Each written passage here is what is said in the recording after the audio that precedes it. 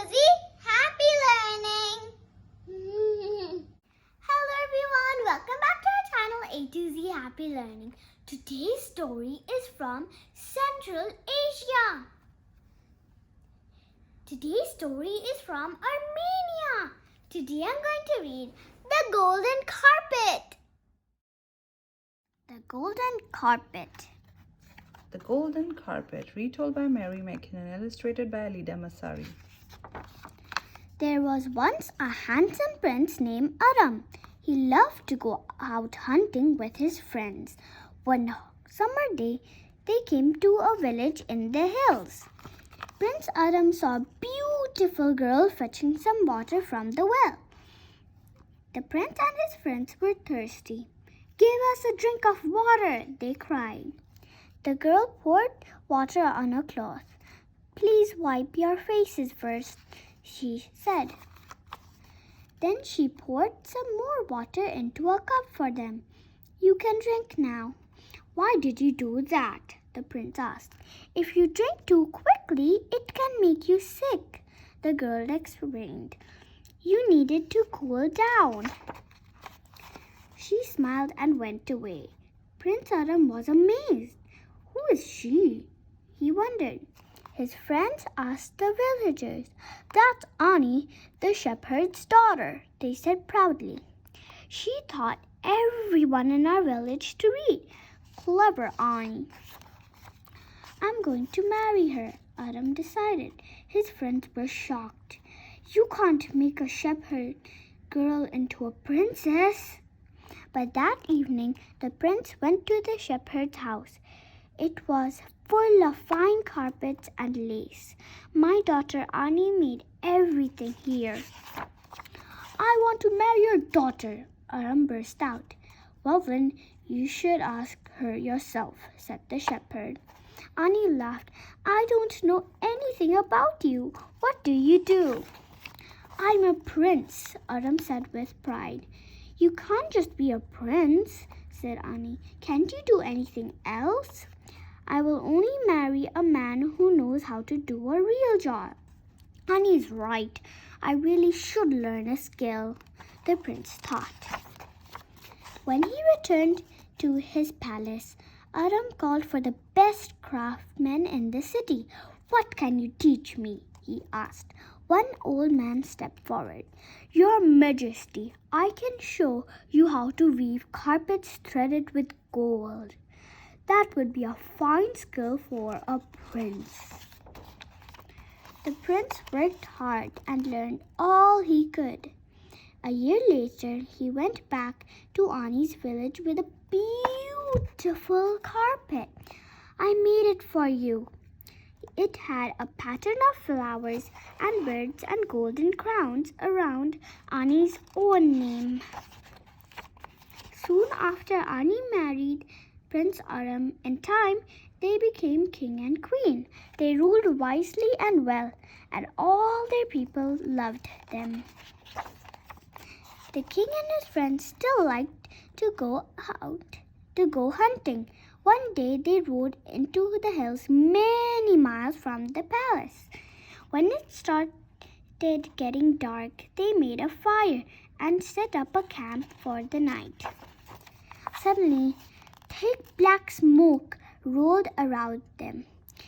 Invisible enemies attacked from all sides. "Help!" Invisible ants tied them together and forced them to march through the night. As dawn broke, they reached high cliffs and shrugged into a cave. Once they were inside, the cave mouth closed behind them. Torches flickered. At last, they saw who had captured them. A cruel sorcerer. "You are my slaves," thundered the sorcerer. "Work for me and I might just spare your lives." He led them to a vast cavern in dim light. They saw men and women hunched over looms and workbenches. "You'll die unless you do as he says." Aram was horrified, but he was determined to save his friends. "Sir, we are weavers," he said. "We can make you the finest the finest carpet you've ever seen. We'll need fine wool and gold thread and the biggest loom you have. The sorcerer's slaves worked day and night. Their master took everything they made and sold it in the city. Aram secretly taught his friends all the skills he knew. Gradually, a beautiful carpet took shape, and into the border the king wove a secret message. When the sorcerer saw the finished carpet, he was impressed. Good work, it'll make me rich. You should show it to the queen, Aram said. She will give you the best bride for it. Great idea. All this time, Queen Ani had been desperately worried. She sent out one search party after another, but there was no news. Still, she was sure that the king was alive. One day, she heard that a strange old man wanted to show her a fine carpet. Ani felt a surge of hope. She recognized the king's work right away. Then she spotted the secret message. My darling, the man who brought you this carpet is an evil sorcerer. We are his prisoners in these mountains. Help us. Please lend me your stick, said the queen to the old man. I need to spread the carpet out a little. She took his magic staff. Then she cried, Guards, seize him! The sorcerer screeched and writhed, but without his staff, he was helpless. Queen Ani herself rode to the mountains to rescue the king. When she reached the cliff, she struck it hard with the sorcerer's staff. The staff snapped and the cave opened. The slaves saw bright daylight and cheered. Aram rushed into Ani's arms. I knew you would save us. The queen brought the slaves back to the palace and sent for their families. Soon they were all strong and well. So were Aram and his friends. Although they weren't so keen on hunting anymore, I think I'll try fishing instead. King Aram and Queen Ani ruled for many more years. Their palace became more and more splendid.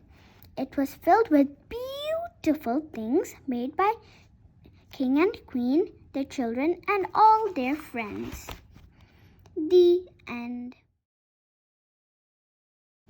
The Golden Carpet is a folk tale from Armenia in Central Asia. It's also known as the Golden Bracelet, from the idea that a skill is like a golden bracelet, a treasure you keep for your whole life. Vocabularies of the day. What word should we learn today? Rice. Rice means make continual twisting. For example, he writhed in anger on the ground. Right. Guys, our story month has completed. Thank you for watching our videos. And keep watching because you'll never know when we're going to put a new one. So, see you in the next video. Bye.